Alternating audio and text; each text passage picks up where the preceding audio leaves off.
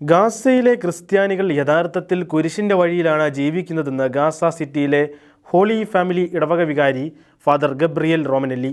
Gaza മുനമ്പിലെ ഒരേയൊരു കത്തോലിക്ക ദേവാലയമായ ഇവിടെ അഭയം പ്രാപിച്ചിരിക്കുന്ന ക്രിസ്ത്യാനികൾ റാഫയിലെ കര ആക്രമണത്തിന് മുന്നോടിയായി ഇസ്രായേൽ സൈന്യം റെയ്ഡുകൾ ശക്തമാക്കുന്നതിനാൽ ജീവൻ ഭീഷണിയിലായ സാഹചര്യത്തിലൂടെയാണ് കടന്നു പോകുന്നതെന്നും അദ്ദേഹം പറഞ്ഞു.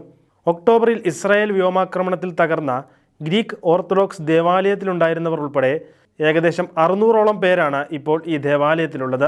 വ്യോമാക്രമണത്തിൽ കന്യാസ്ത്രീകൾ നടത്തിയിരുന്ന സ്കൂൾ തകർക്കപ്പെടുകയും ഗാസയിലെ പകുതിയിലധികം ആശുപത്രികളും അടച്ചുപൂട്ടാൻ നിർബന്ധിതരാവുകയും ചെയ്തിരുന്നു.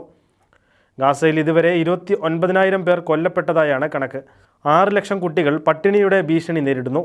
അതേസമയം ഇസ്രായേലിലേക്കുള്ള ആയുധ കയറ്റുമതി നിർത്തണമെന്ന് UN വിദഗ്ധർ ആവശ്യപ്പെട്ടിട്ടുണ്ട്. ഇതിനിടെ കുടിയേറ്റക്കാരുടെ ആക്രമണങ്ങളും വർദ്ധിച്ചു വരുന്നതായി റിപ്പോർട്ടുകൾ സൂചിപ്പിക്കുന്നു.